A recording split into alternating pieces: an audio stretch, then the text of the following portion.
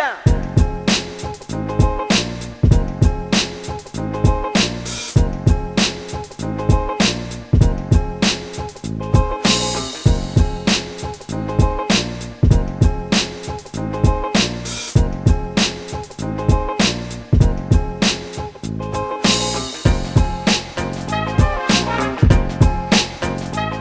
Welcome everybody, this is another installment or episode 7 of Conversations with Master of Thought. You can find us on the YouTube channel at Astral Armada. And today I have a really special guest of mine. I've known him for a really long time. We kind of lost track after high school, but we're gonna meet him right now. And this is my friend Phillip Smith. How you doing, man? Hey, how are you doing? I really want to thank you for coming on. I know this is like a super short notice, and you coming back from another country, and like a lot of events happened over there. We're gonna go into that real fast. All right. So, for the people who don't know, there's actually a gentleman on the side right here signing to this guy because he's deaf. And that's never stopped him in anything that he's ever done.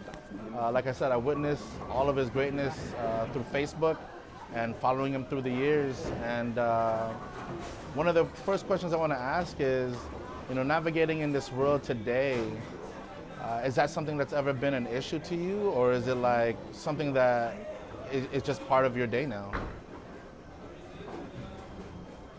Yeah. First, I want to say I'm happy to be here, and you know that's a good question that you asked. Naturally, you know it's very challenging just dealing in this world, you know, in this life, especially as a deaf person. You know, just sometimes not having the equal access, sometimes to jobs, different conflicts on jobs, just conflicts in life. You know, for hearing people, it's much easier to have that access. But for me, it's a little harder. I struggle with it as a deaf person, because you know I just want people to know that hey, I'm able to do that, no problem. I can do everything that you can do. So yes, I like being deaf. I have no problem. I have no weaknesses being deaf. You know, my mind is strong, my heart is strong. Everything's fine. I have no problems with being deaf. So Yeah. it's nothing. I know that you know you drive. You know, in some countries you can't. Right. Oh, I read in some places, they say, in the newspaper was saying some deaf drivers are better than hearing drivers. Because, you know, a lot of hearing drivers, they have the music high when they're driving, just distracted driving. That makes, looking all around, but the same as deaf. You know, we have left distractions, so we do have struggles. But like right now, like right now, you see me, you know, in this open place right now, and I'm doing the same thing as everybody else. So, you know, my success will be their success. That's cool. And off camera, we were just talking about your current job. You know, you assimilating into it and like finding your niche already real quick. That's amazing. Like, tell us about what's been going on, you getting this new job. Yeah, right now, I work at a company named Penumbra. Yeah, it's a medical device company. You know, they make many different kind of medical devices. You know, I can't really get into it because a lot of the stuff is kind of private. So if you want to see, just check out the website of Penumbra, www.penumbrainc.com, and then you can see all the different devices they make. You know, before I was a production builder number 2 in the clean room. You know, imagine, you know, was the only deaf at that company at that point. There was no deaf. I've been there for 3 years now, so finally I got a promotion, and now I'm a production leader at 3 different areas, for 3 different areas. I run, I don't know, people look at me and they say, hey, a deaf person can do that. And I say, yeah, deaf people can do that. So a lot of hearing people thought, oh, how am I gonna be able to communicate with them and stuff? I said, no, that's no problem. You know, I helped them understand that communication is easy, and we did it, got it together, and there's no problems now. That's hecka cool. Well, I'm gonna go ahead and jump right into it. You know, one of the things that I put people on the show for is doing amazing things, and you just recently, you know, traveled the world to another country and got a bronze medal. It's right around your neck. Tell us what happened, what that journey is like, and let these people know. So I'm just going to kind of condense it because, wow, it was a 2-week experience. It was really good. Because if I explain everything to you, it would take more time. Yeah, Than take we your have. time So though. I'm just We gonna have the condense it. time. Yeah, you can condense it, but like, you know, details are good, you know, so that we can experience it just the way you did. You know? Oh, it's okay. Sure. That's no problem. Because you know, here, California, you know, it's all the diversity and stuff here in California. So when I flew to that different country, I went to Taiwan. You know, I thought everything was going to be the same here, the different diversity and everything. Woo, I was totally wrong. It's totally different. You know, compared like the car services here. You know, they have more scooters there. I noticed, and that was interesting that I noticed. And the culture was different because when I around there, people would look at me. You know, I noticed. It's like, wow. You know, I would kind of wave to them and all. But you know, most of the kids, they were just pointing at me and stuff. It was like I was trying just to think, okay, hey, let me just act natural, no problem. So I arrived there. I started meeting the people. You know, their sign language is totally different. ASL and Taiwan sign is totally different. For example, like let's say if I want to go to the bathroom, I would sign this. Here in the USA, we sign this, like this sign, like with a T, right? So go ahead and do it like this. That means bathroom here. I went over to Taiwan and they sign that. No, that's not allowed. This sign is for bathroom. This is the sign they use for bathroom. I'm thinking, oh wow, okay. So when you go thank you, here we do that. This is thank you there. It was so interesting. So really, there was just their signing is so different. Really, really amazing. I loved it. Also, you know, the food also naturally the food was really, really good there. Compared, you know, I love my American food, my hamburger and all that. They really don't have that there as they have here. You know, they have more international food there. You know, smaller portions and smaller sizes. You gotta remember when I first got there, you know, our USC team got together. We all got together as a team and we met. There was like 6 different teams. Right, there were 6 different teams, right? And we had 27 different countries there that was meeting.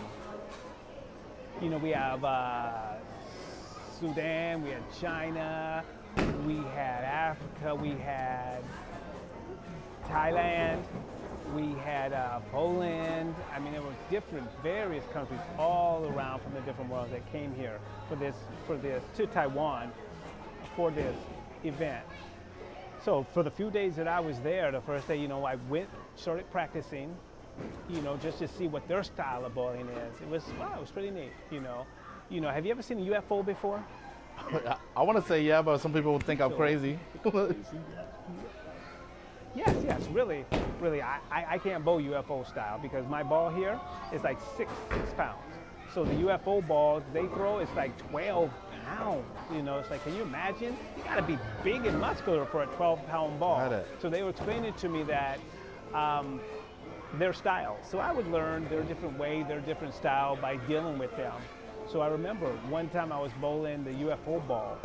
They bring it up like this and boom, it would hit you in the hip and then go off and spin off. It was weird, the style of spinning and how it would just kind of rubble, you know, down the lane and then hit. It was pretty good, you know, the strikes, and I learned a lot of different styles of bowling from over there. For myself, you know, I just love just being there every day. You have to understand the people there, they were really nice. You know, they're hard workers. It was really nice. I respect their culture. Compared to here, it was really different because, you know, we have benefits and all this stuff there. They don't have the same kind of benefit styles there. Here in the United States, money, you know, like, I don't know, like $20 here, right? You go over there to Taiwan, I think the exchange rate was like 900 Taiwan dollars. Wow. It's like, wow, yes. It's like, you know, I just wanted I could buy food, I could buy as much as I want, I could enjoy myself when I was there. Yeah, it was like, wow. Man, I know while you were over there during the championship, there was like a natural disaster happening. How did that feel? And you said there was maybe some storms also going on? Or what happened? That day, you know, when I woke up, you know, I felt my bed shaking. I was thinking, wow, what is that? I told my wife, hey, just stop moving the bed, because I hadn't looked at my wife. I thought it was her just shaking the bed. No, so I told her, I looked, and all of a sudden I saw, wow, everything was shaking, everything. And my wife, she came out from the bathroom saying, hey, what's happening? Everything's shaking. And I was just nervous. I really didn't know what to do because I think it was like on the sixth floor I think we were on. Ooh. So you can imagine, Right. you can imagine I was just, wow, I just wanted to get out of there and run. So also I started watching the news that the tornado had hit, so it seemed like it was on the way to where we were. And of course I was a little paranoid about that. And they said that they may cancel the tournament, the bowling tournament. I was like, oh no, I came all the way this way for nothing. But I dealt with it. So then they found out the hurricane wasn't going to hit where we were. It wasn't going to, it's going to veer off and go more up, away from where we were exactly. So that was nice. So then, that was nice. But it was raining a lot. It was still high winds. It was still there. So you really couldn't walk normally. I saw some people from another country, in Taiwan. They weren't paranoid or anything. Because the people who were living there, they were used to it. They were used to it. And it's like, wow, okay. So I'm not going to be paranoid either. I'll just do like they do. That makes sense. Like when in Rome, right? When in Rome, do what the Romans do. And there's so much more like, I want to kind of peer back into high school. We grew up in kind of a disadvantaged neighborhood, and going there already, we didn't have all of the programs that we would want to have. Would you say that even though you came up in a place that you think is struggling, you're still able to persevere, and it doesn't really matter where you come from, but more like your ambition or where you're trying to go? Yes. I think the area did influence me a lot, in Oakland, right? Because at that point we didn't have good education at that. The signing was okay. The teachers there were a little different because, American Sign Language, where I grew up, was more like C sign. Where they were doing it's an SEE, and my friends and all, they were doing ASL and I was doing more C. And then later when I started going to school, I could see it was different. When I started advancing grading, I found out that the teaching level wasn't as well as I thought it was. It really wasn't that good. So at that point my mother decided, okay, she had to get me out of the Oakland School District and took me to the Richmond School District and El Cerrito High School, really. But they didn't have a deaf program there, is where I wanted to go. So then at that point, I decided to go to the school where I met you, at the Richmond High School, right? Alamo School, then I transferred to Richmond High School. So I think at Richmond High School, it seemed like they did not have a lot of good programming for us like they do now. I think maybe they probably have more programming now with the more technology and stuff. Because at that time, remember the textbooks were old then and everything. Oh, yeah. It just really, everything was old at that point. It was just, like having old clothes, nothing new. And remember the lunch? Oh man, remember the lunch? Yeah. Yeah, I remember that. But I was happy, they started giving us more food. But the teachers at that time, they, it just seemed like they just had like an army mentality, right? Yeah. So it seemed like they taught us a lot. So it was good, they kind of helped us prepare for the future. I really don't know, I was struggling there, to be honest with you. I almost didn't graduate high school. I almost didn't because I was struggling so much because compared with my background, I didn't learn my basic education. I didn't have a good grasp of English, math. I just, most of a lot of us deaf, we struggle with that. So I was glad to have a lot of friends and aides that really helped me to succeed. So finally, that was why I graduated with you. When did you graduate, 99? Yeah, same here. Yeah. I know, that was the best year, 99. I do Right. have to say. And I really want to point out because like in the place, especially it was very violent at the time when we were growing up with a lot of gangs and stuff like that. And knowing I didn't want to be part of that kind of a structure, which is why I got out of that city over time. And a lot of our people from our generation, they all got out too. They're all striving to do better things for the community. and like just giving back, knowing that we came from a place of hardship and helping others is like all of Class 99.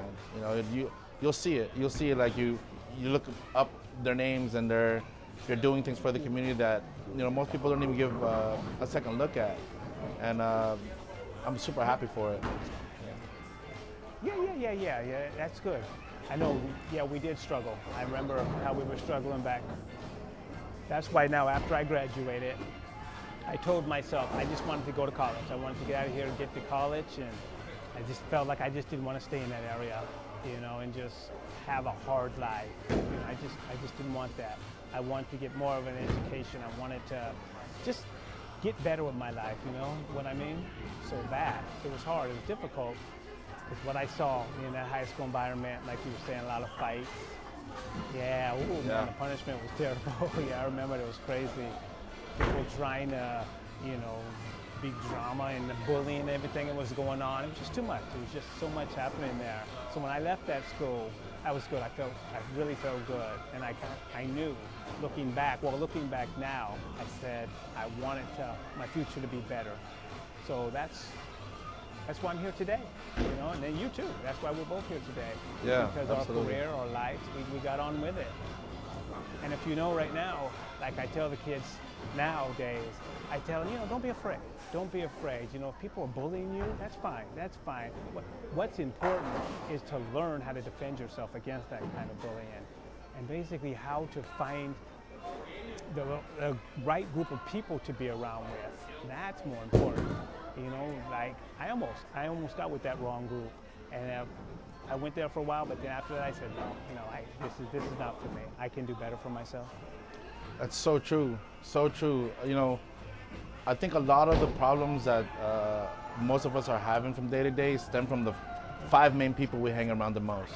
Like I put up a meme the other day talking about, show me who your 5 best friends are, and I'll show you your future. And it's ringing really true now. I've really come into a lot of people who are very creative like myself. One of the things that I wasn't able to do when I was younger was do all of my creative parts of myself. And as I got older and finding that I'm not strange in the way of creativity, all these other people want to do the same thing like me. And that's what's given me this opportunity to come out and see you and, meet all these amazing people that aren't usually getting any shine. So, well, I do kind of want to check out, I know there's a whole bunch more detail to what you do. I know you brought your balls over here. If you could explain to me, how these, sometimes I see there's an extra hole in the side of a ball, or they tell me the weight inside is built in a certain way so it'll spin a certain way. Could you maybe take out with your favorite ball and show me how that works out? Sure. Okay, bring it. Okay, yeah. Let me show you my USA ball. Okay.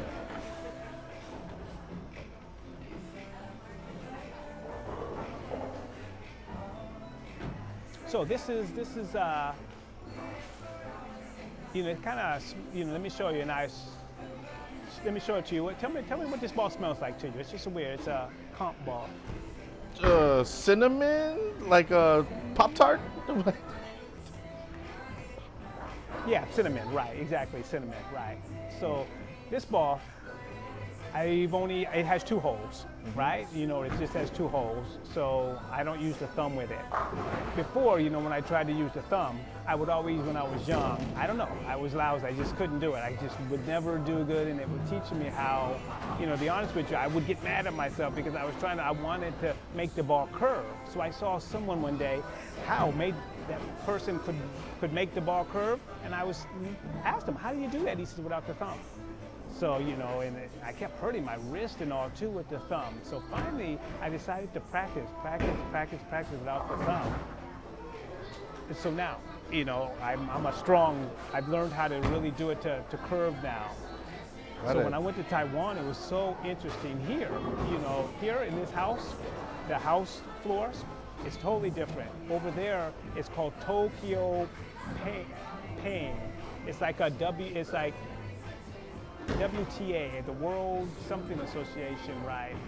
The panel for there is like an international floor. It's very, very different than what they have here.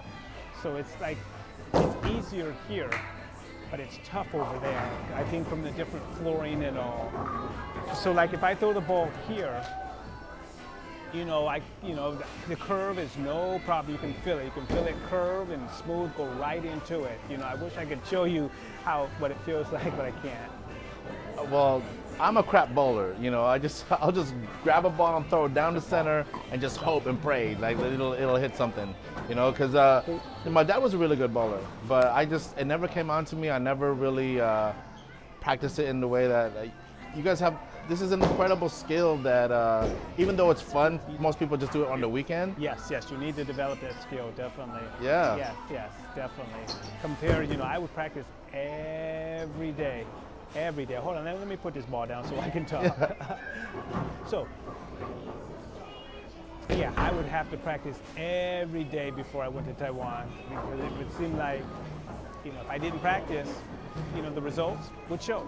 So I would practice every day, a lot, and it was important to get the spare.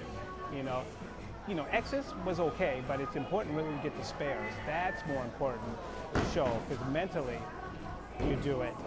But really what's important is to have fun. That's the goal, really to have fun. So when I was with the team, we had a team celebration and we all got together, but that was good to celebrate. It's more about being the people, respecting the rules and learning about the different tournaments and the different rules and how they do it. The World Championship was really, really, really nice.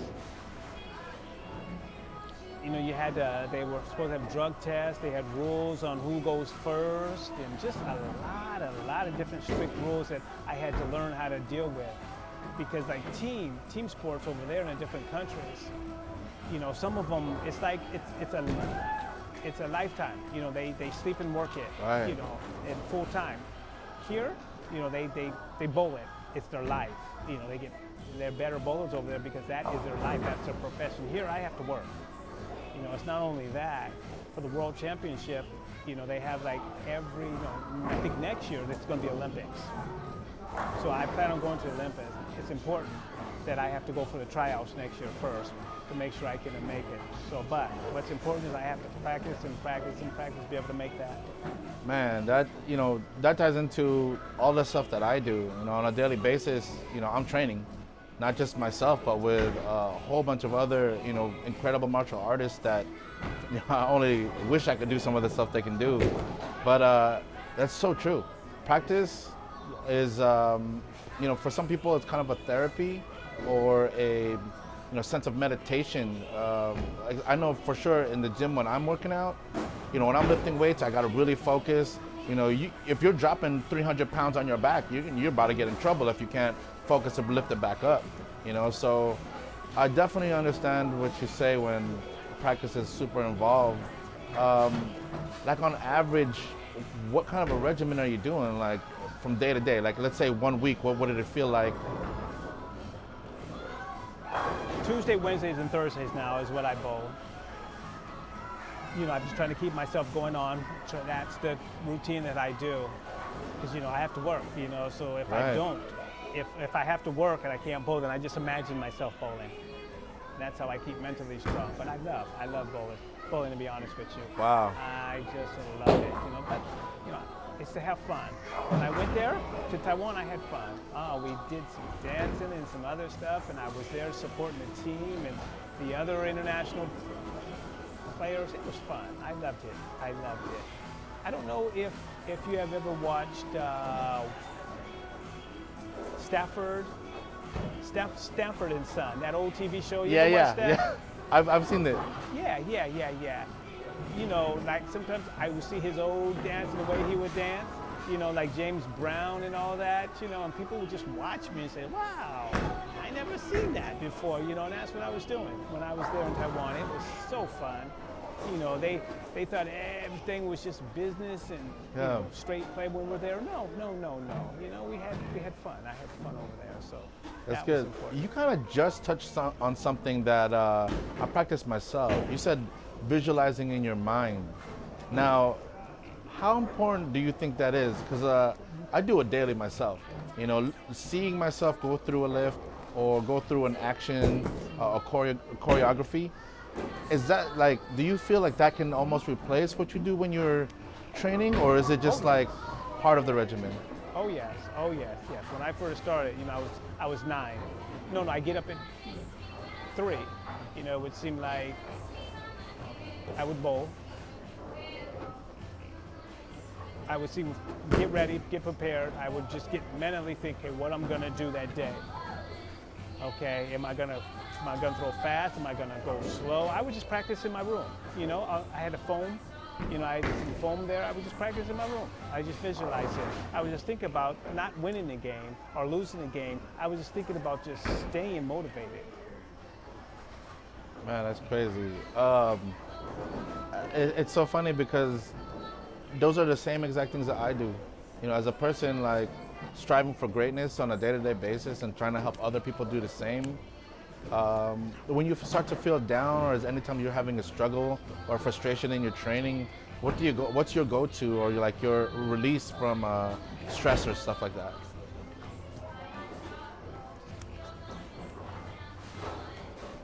Well, really, that's a hard one. How do I stop myself?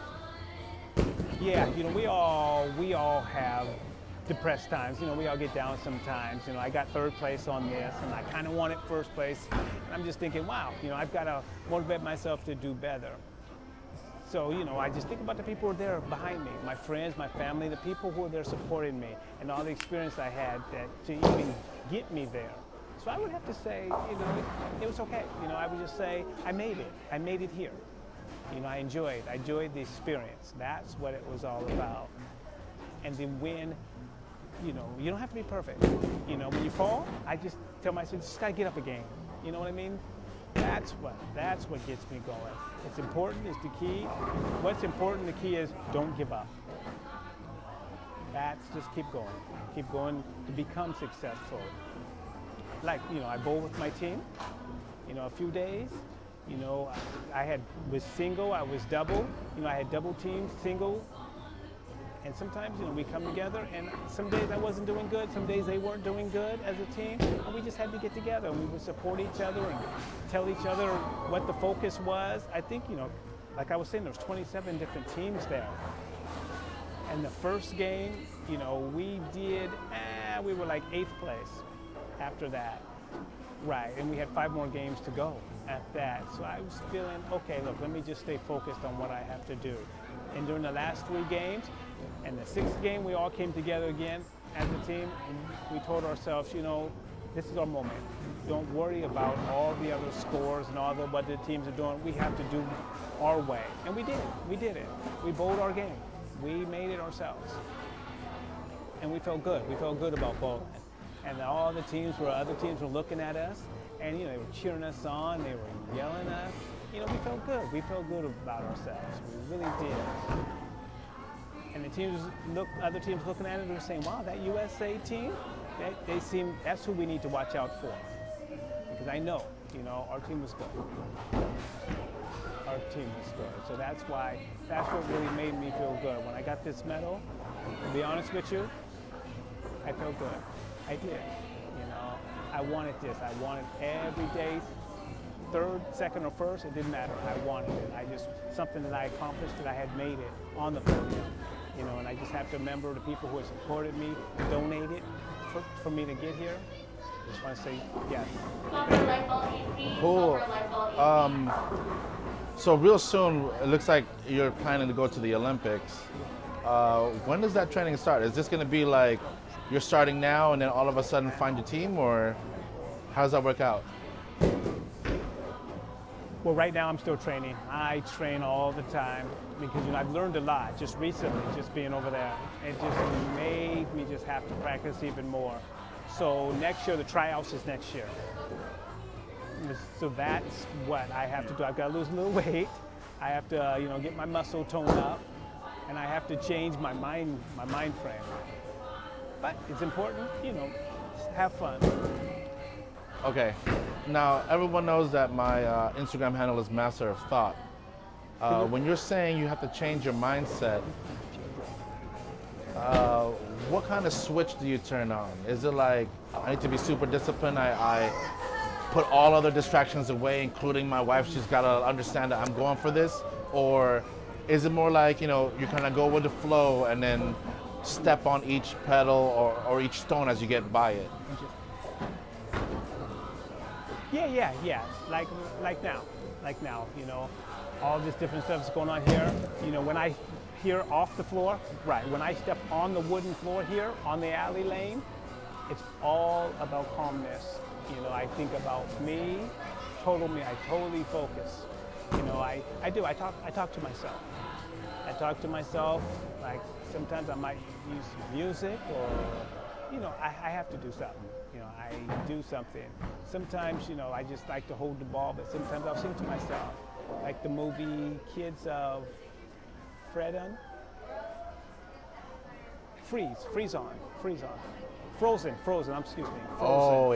yeah. Frozen, just let it go, you let it go. That's what I do. I just say, let it go, just let it go. And that's it. I feel good. I have to learn something about that, and I just make myself feel good. Like New Zealand, they have a song, Haku. Haka. Yeah. Oh, yeah. The Haka, they're Haka. They get themselves together. They do their music and they help them calm and helps them prepare. They get ready.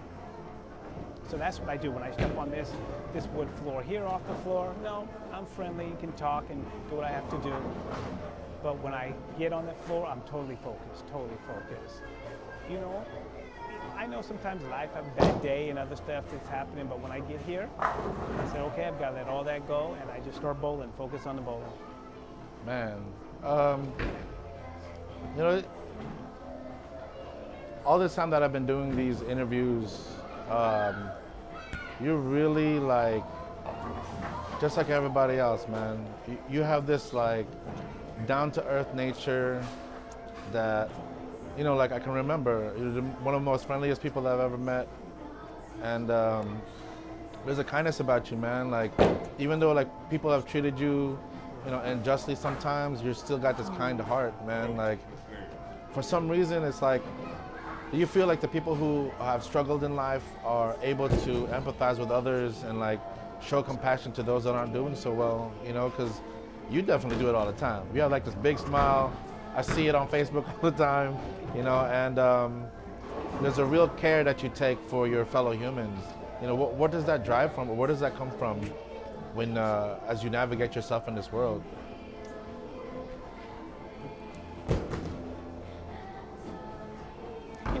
Family helps a lot. I do have to say. Good friends and my wife also, they give me a lot of support. Really, they give me a lot of support, just out of high school. I graduated high school. I was lonely, I didn't have that many friends at the time, just on the football team. That was fine. But after football was finished, it was like, I didn't really have a lot of friends to hang out and talk with, right? So it's like I would see them in high and by, but really, I didn't know if they were really being fake or not. But even though, I turned down a few times, girls asked me to go out, right, in high school, right? Because I just, at that point, how I looked, how I felt, I just didn't feel like I had it. I just wasn't strong enough. So, a lot of girls turned me down, and a lot of friends who were there, they were just acting fake and all. So then after I left high school, I had to change. I had to change who I was. And to be honest with you, I lost a lot of weight after high school. I think before I was like 260 pounds, and I think I got down to 165. Wow. I wasn't skinny, but I just, I would join, I joined Frisbee football. I just kept myself motivated, just doing a lot of different activities. And I was meeting a lot of nice different people, and I just would learn stuff from them every day. And sometimes I'd have some problems. I'd meet a good friend, and then I would see, they change, they would become two-faced, and I couldn't really deal with them. Wow. So that's why now it's helped me become stronger than the person I am now. And then I just had to learn just how to block that. I just had to learn just how to be myself, to focus on who I needed to be. Man, that's super true. I've experienced the same thing. You know, I can remember like growing up and meeting people who, you know, they want to say that they're doing the best for you, but in actuality, just like you know, they got their different agenda behind what their actions are. Well, I guess, is there like somebody, I know, right? I am. I'm super emotional right now. I don't know why. Yeah. Yeah, But me too. I feel like, you know, what's an inspiration? You know, like someone who's come across your life or giving you like that extra breath of wind when, you know, you needed it.